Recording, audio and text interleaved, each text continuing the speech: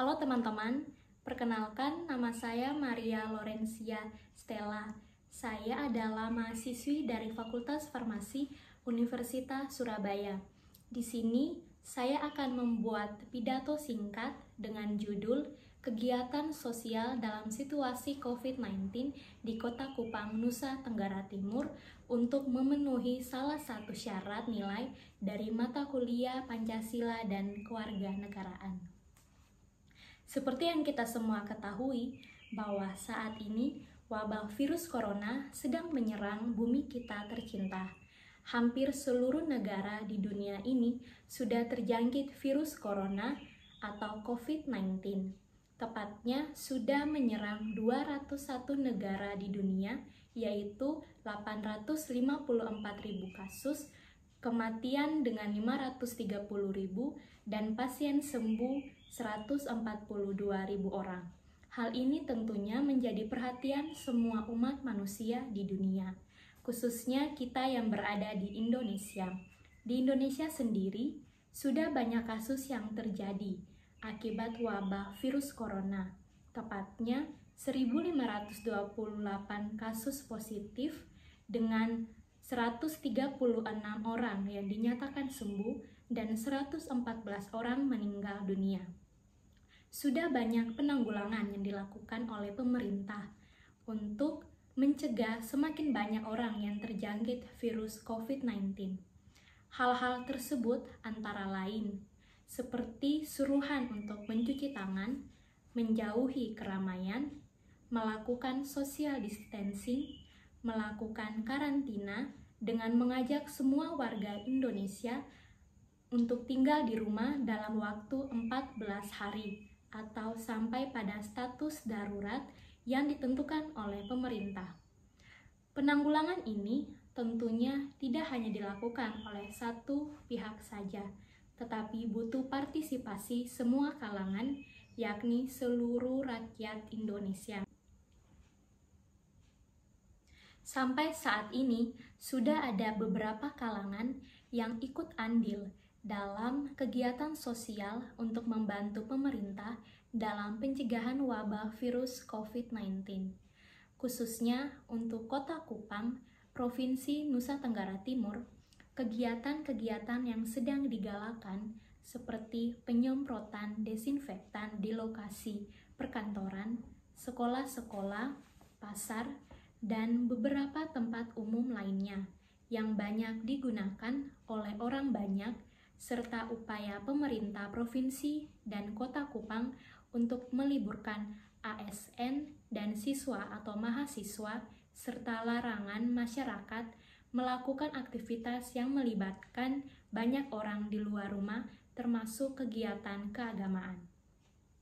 Akan tetapi, berbagai upaya pemerintah belum mendapat perhatian serius dari masyarakat, khususnya untuk tinggal di rumah, di mana masih ditemukan banyak masyarakat Kota Kupang yang masih melakukan aktivitas di jalan-jalan maupun tempat-tempat umum. Hal ini sangat mengkhawatirkan karena sulit memutus mata rantai penyebaran virus corona.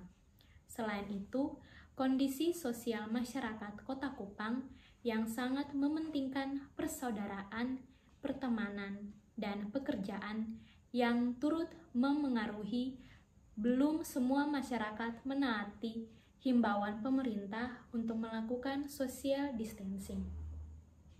Untuk memastikan himbauan pemerintah dapat dilaksanakan oleh masyarakat, maka dibutuhkan dukungan dari semua pihak, yaitu pemerintah itu sendiri, mulai dari gubernur, bupati atau wali kota, camat, lurah atau kepala desa, RT atau RW, pimpinan badan usaha milik negara atau BUMN, dan badan usaha milik daerah atau BUMD, tokoh atau pimpinan umat beragama, pimpinan organisasi sosial, pimpinan lembaga pendidikan untuk tidak henti-henti menyuarakan agar masyarakat menaati semua himbauan pemerintah untuk tidak melakukan aktivitas di luar rumah.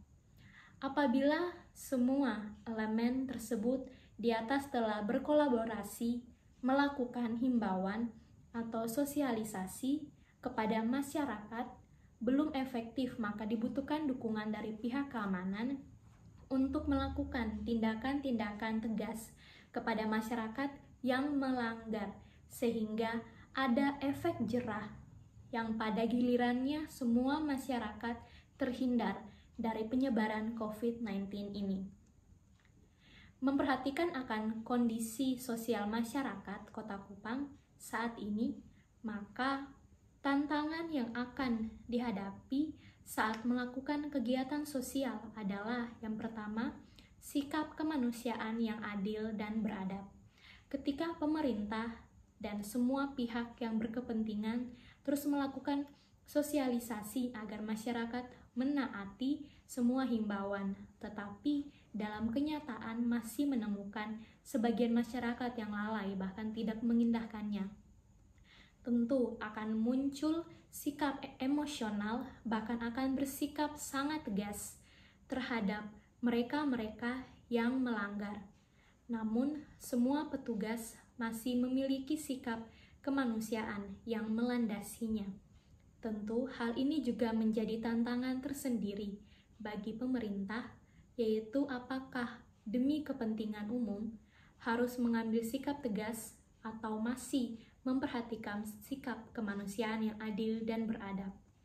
Hemat saya, demi menghilangkan pandemi COVID-19 ini, pemerintah harus lebih tegas dan sedikit mengabaikan hal kemanusiaan. Jika kita semua tidak menginginkan pandemi corona ini mewabah di Kota Kupang, bahkan di semua wilayah Nusa Tenggara Timur. Yang kedua, sikap kerakyatan yang mendahulukan kepentingan umum.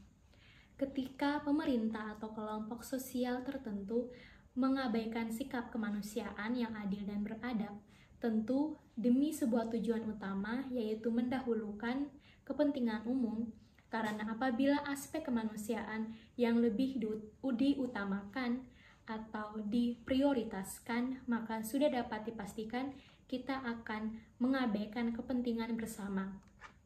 Oleh karena itu, saya berpendapat bahwa demi kepentingan banyak orang, maka pemerintah harus menggunakan sikap tegas kepada kelompok masyarakat yang melanggar agar kepentingan umum lebih diprioritaskan.